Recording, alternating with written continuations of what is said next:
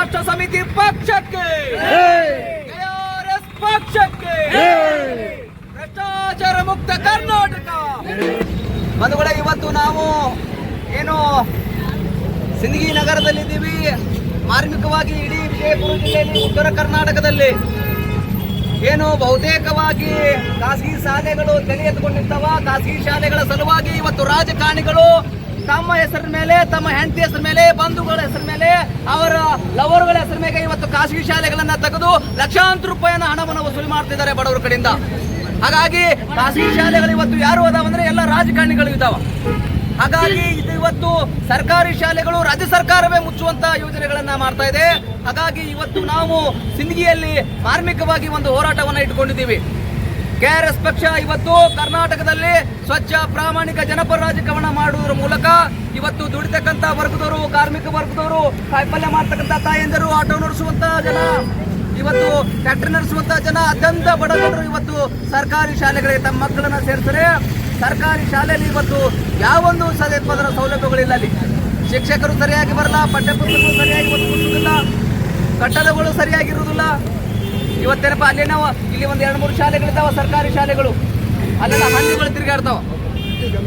ಅಂತ ಶಾಲೆಗಳನ್ನ ಉಳಿಸುವ ಕೆಲಸವನ್ನ ಇಲ್ಲಿರ್ತಕ್ಕಂಥ PO ಆಗಲಿ, ಇಲ್ಲಿರ್ತಕ್ಕಂಥ ಮಾನ್ಯ MLAಗಳಾಗ್ಲಿ, ಇಲ್ಲಿರ್ತಕ್ಕಂಥ ಈ ಜಿಲ್ಲೆ ವಿಜಯಪುರ ಜಿಲ್ಲೆಯ ಉಸ್ತುವಾರಿ ಮಂತ್ರಿಗಳಾಗ್ಲಿ ಕೆಲಸವನ್ನ ಮಾಡ್ತಾ ಇಲ್ಲ. ಇವತ್ತು ಕೆಆರ್ಎಸ್ ಪಕ್ಷ ಇದ್ರ ಬಗ್ಗೆ ಧ್ವನಿ ಎತ್ತಾ ಇದೆ. ಅವ್ರು ಯಾಕೆ ಮಾತಾಡ್ತಾ ಇಲ್ಲ ಅಂದ್ರೆ ಅವರ ಸ್ವಂತ ಶಾಲೆಗಳಿದಾವೆ, ಅವರ ಶಾಲೆ ಉಳಿಬೇಕು ಅಂತೇಳಿ. ಹೀಗಾಗಿ ಇವತ್ತು ರಾಜ್ಯದಲ್ಲಿ ಬಹುತೇಕ ಎಲ್ಲ ರಾಜಕಾರಣಿಗಳ ಶಾಲೆಗಳಿದ್ದಾವೆ. ಅವೇ ಶಾಲೆಗಳಿಗೆ ಅವರು ಮಾನ್ಯತೆಯನ್ನು ನವೀಕರಣ ಮಾಡ್ಕೊಳ್ತಾರೆ. ಅವು ಅನುದಾನಿತ ಶಾಲೆಗಳಾಗ್ತವೆ. ಅನುದಾನಿತ ಶಾಲೆಗಳಾದ ಮೇಲೆ ಅದೇ ಅನುದಾನಿತ ಶಾಲೆಗಳಿಗೆ ತಮ್ಮದೇ ಸರ್ಕಾರ ಬಂದಾಗ ಕೋಟ್ಯಾಂತರ ರೂಪಾಯಿ ಬಿಲ್ಡಿಂಗ್ ಆಗಿ ಬಿಡುಗಡೆ ಮಾಡ್ಕೊಳ್ತಾರೆ.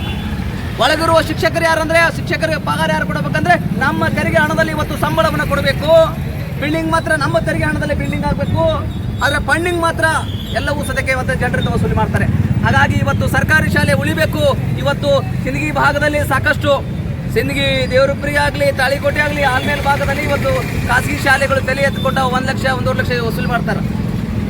ಹಾಗಾದರೆ ನಾವು ಯಾಕೆ ಇಲ್ಲಿ BO ಅಧಿಕಾರಿಗಳಲ್ಲಿ DDPಗಳನ್ನ ಆಗಿ ಯಾಕೆ ನೇಮಕ ಮಾಡ್ಕೊಂಡಿವಿ ಅನ್ನೋಂಥ ವಿಚಾರ.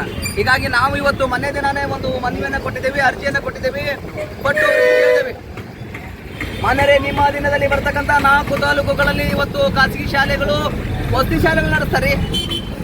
ವಸತಿ ಶಾಲೆಗಳನ್ನ ನಡೆಸಲಿಕ್ಕೆ ಯಾರು ಪರ್ಮಿಷನ್ ಕೊಟ್ಟರು? ಇವರಿಗೆ ಖಾಸಗಿ ಶಾಲೆಗಳಿಗೆ ವಸತಿ ಶಾಲೆ ನಡೆಸಲಿಕ್ಕೆ ಯಾರು ಪರ್ಮಿಷನ್ ಕೊಟ್ಟರು? 1 ಲಕ್ಷ 1.5 ಲಕ್ಷ ಡೊನೇಷನ್ ತಗೊಂಡ್ರೆ ನೀವು ಕಣ್ಣು ಮುಚ್ಚಿ ಹಾಕಿರ್ತೀರಿ ಅನ್ನುವಂಥ ವಿಚಾರ. ಹಾಗಾಗಿ ಇದನ್ನ ತಡೆಗಟ್ಟಬೇಕಂತ ಹೇಳಿ ಅವರಿಗೆ ನಾವು ಒಂದು ಮನವಿಯನ್ನು ಕೊಟ್ಟಿದ್ದೀವಿ. ಕಳೆದ ಒಂದು 10-15 ದಿನ ಆಗಿರ್ಬೋದು.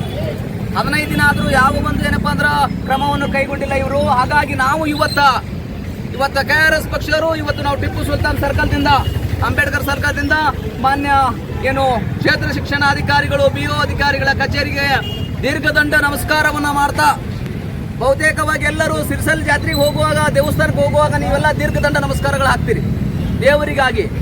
ಇವತ್ತು ನಮ್ಮ ಭಾಗದ ಮಕ್ಕಳ ಶಿಕ್ಷಣಕ್ಕಾಗಿ, ಬಡವರ ಮಕ್ಕಳು ಬದುಕಲೆಯನ್ನು ವಿಚಾರಕ್ಕಿಟ್ಟುಕೊಂಡು ಇವತ್ತು ನಾವು ದೀನ ನಮಸ್ಕಾರ ಹಾಕ್ತೀವಿ ಕೆಆರ್ಎಸ್ ಪಕ್ಷದಿಂದ. ಈ ಕೆಲಸವನ್ನ ಈ ನಾಡಿನಲ್ಲಿ ಕಾಂಗ್ರೆಸ್ ಆಗಲಿ, JDS ಆಗಲಿ, BJPಗಳಲ್ಲಿ ಮಾರಿಕೊಂಡಂತ ಯಾವ ಪಕ್ಷಗಳು ಈ ಕೆಲಸವನ್ನ ಮಾಡಿಲ್ಲ ಇಲ್ಲಿವರೆಗೂ. ಹೇಳ್ರಿ ನೋಡಮ್ಮ, ನಿಮ್ಮ MLA ಗೆದ್ದು ಬಂದ್ರೆ ನೀವು ಏನು ಮಾಡ್ತೀರಿ ಅಂದ್ರೆ ದೀನ ನಮಸ್ಕಾರ ಹಾಕ್ತೀರಿ. ಮಾನಗಡಿಗಳ ನಿಮ್ಮ MLA ಗೆದ್ದು ಬಂದ್ರೆ ನೀವು ದೀನ ನಮಸ್ಕಾರ ಹಾಕ್ತೀರಿ. ನಿಮ್ಮ MLAಗೆ ಸಚಿವ ಸ್ಥಾನ ಬೇಕಂದ್ರೆ ದೀನ ನಮಸ್ಕಾರ ಹಾಕ್ತೀರಿ. ಇವತ್ತು ಈ ನಾಡಿನಲ್ಲಿ ಏನು ಬಡವರ ಮಕ್ಕಳು ಬದುಕಬೇಕು, ಬಡವರ ಮಕ್ಕಳಿಗೆ ಒಳ್ಳೆ ಶಿಕ್ಷಣ ಕೊಡಬೇಕು, ಆರೋಗ್ಯ ಕೊಡಬೇಕು ಅಂತ ಹೇಳಿ ಇವತ್ತು ಕೆಆರ್ಎಸ್ ಪಕ್ಷ ಇಂಥ ಒಂದು ಗಟ್ಟಿ ನಿರ್ಧಾರವನ್ನು ತೆಗೆದುಕೊಂಡಿದೆ. ಹಾಗಾಗಿ ಈ ನಾಡಿನಲ್ಲಿ ಇರ್ತಕ್ಕಂಥ ಎಲ್ಲ ಉತ್ತರ ಕರ್ನಾಟಕದ ಭಾಗದ ಎಲ್ಲ ಜನತೆಗೆ ನಾನು ಬೇಡಿಕೊಳ್ತೇನೆ, ಖಾಸಗಿ ಶಾಲೆಗಳು ಪ್ರಭಾವ ಹೆಚ್ಚಾಗಿದೆ, ಅದನ್ನು ಕಡಿಮೆ ಮಾಡಬೇಕು. ಮಾಡಿ ಇವತ್ತು ಏನು ಸರ್ಕಾರಿ ಶಾಲೆಗಳು ಉಳಿಬೇಕು, ಕನ್ನಡ ನಾಡಿನ ಅಸ್ಮಿತೆಯನ್ನು ಉಳಿಬೇಕಂತೇಳಿ ಈ ಕೆಲಸವನ್ನ ಮಾಡ್ತಿದ್ದೇವೆ. ದಯವಿಟ್ಟು ಕೆಆರ್ಎಸ್ ಪಕ್ಷವನ್ನು ಬೆಂಬಲಿಸ್ರಿ. ಸಿಂದಗಿ ಭಾಗದ ಎಲ್ಲ ಜನತೆಗೆ ನಾನು ಗೌರವವಾಗಿ ಕೈ ಮುಗಿದು ಕೇಳ್ತಿದ್ದೀನಿ, ನಿಮ್ಮ ಮಕ್ಕಳನ್ನ ಸರ್ಕಾರಿ ಶಾಲೆಗಳೇ ಕಳಿಸ್ರಿ. ಸರ್ಕಾರಿ ಶಾಲೆಯಲ್ಲಿ ಏನು ಸೌಲಭ್ಯ ಇಲ್ಲ, ನೀವು ನೇರವಾಗಿ ಕೇಳ್ರಿ. ನಿಮಗೆ ನಿಮ್ಮ ಹತ್ರ ಮತ ಕೇಳಕ್ಕೆ ಬಂದಾಗ ಕಾಲನ ಬೂಟ್ ತೊಂದು ಕೈಯ ನಿಂದ್ರಿ, ಚಪ್ಪಲ್ ತೊಗೊಂಡು ಯಾಕಲ ಮಗನ ನನ್ನ ಶಾಲೆಯನ್ನು ಸರಿಯಾಗಿ ಪಡಿಸಿಲ್ಲ ಅಂತ ಕೇಳ್ಬೇಕು ನೀವು. ಯಾಕಂದ್ರೆ ನಿಮ್ಮ ಮಕ್ಕಳು ಚೆನ್ನಾಗಿ ಶಾಲೆ ಕಲ್ತ್ರೆ, ಒಳ್ಳೆ ಶಿಕ್ಷಣ ಪಡೆದ್ರೆ ನಿಮ್ಮ ಮಕ್ಕಳು ಸರ್ಕಾರಿ ನೌಕರಿ ಪಡಿತಾರೆ. ನಿಮ್ಮ ಮಕ್ಕಳು ಶಾಣೆ ಬುದ್ಧಿವಂತರಾದರೆ ಪ್ರಶ್ನೆಯನ್ನು ಮಾಡೋದನ್ನ ರೂಢಿ ಮಾಡ್ಕೊಳ್ತಾರೆ. ಅವರಿಗೆ ಪ್ರಶ್ನೆ ಮಾಡೋದು ಬೇಕಾಗಿಲ್ಲ. ಜ್ಞಾನವಂತರು ಹುಟ್ಟಬಾರ್ದು ಅಂತೇಳಿ ಉತ್ತರ ಕರ್ನಾಟಕ ಭಾಗದಲ್ಲಿ ಖಾಸಗಿ ಶಾಲೆಗಳ ಒಂದು ಬಿಸ್ನೆಸ್ ಆಗಿಬಿಟ್ಟು ದಂಧ ಆಗೈತೆ. ಅದು ಬಿಸ್ನೆಸ್ ಮಾಡ್ಕೊಂಡ್ಬಿಟ್ರೆ ಅವರು ಒಂದು ಖಾಸಗಿ ಶಾಲೆ ತೆಗೆದು. ನಾನು ಒಂದು ಉದಾಹರಣೆಯನ್ನು ಹೇಳ್ತೀನಿ ಸುಮ್ಮನೆ. ದೇವರಪುರಿ ಭಾಗದಲ್ಲಿ ಒಂದು ಖಾಸಗಿ ಶಾಲೆ ಇದೆ. ಕಲಿಕೇರಿ ಭಾಗದಲ್ಲಿ ಒಂದು ಖಾಸಗಿ ಶಾಲೆ ಇದೆ. ಆರಂಭದಲ್ಲಿ 10,000 ಇಟ್ಟುಕೊಂಡು ಶಾಲೆಯನ್ನು ಆರಂಭಿಸಿದವರು ಇವತ್ತಿಗೆ 25 ಕೋಟಿ ರೂಪಾಯಿ ಆಸ್ತಿಯನ್ನು ಮಾಡ್ಕೊಂಡಿದ್ದಾರೆ. ಹೆಂಗ್ ಮಾಡ್ಕೊಂಡ್ರಿ ಪುಣ್ಯಾತ್ಮ? ಜನಕ್ಕೆ ಶಿಕ್ಷಣ ಕೊಡಿಸ್ತೀನಿ ಹೇಳಿ.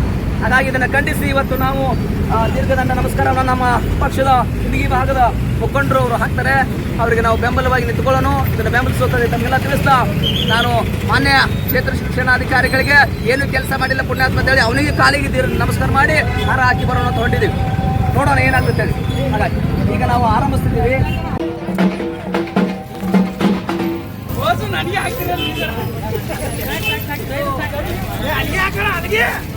ಸರ್ಕಾರಿ ಶಾಲೆ ಉಳಿಸಲು ದೀರ್ಘದಂಡ ನಮಸ್ಕಾರ. ಕರ್ನಾಟಕ ರಾಷ್ಟ್ರ ಸಮಿತಿ ಪಕ್ಷಕ್ಕೆ, ಕರ್ನಾಟಕ ರಾಷ್ಟ್ರ ಸಮಿತಿ ಪಕ್ಷಕ್ಕೆ, ಪಕ್ಷ ಹೋರಾಟಕ್ಕೆ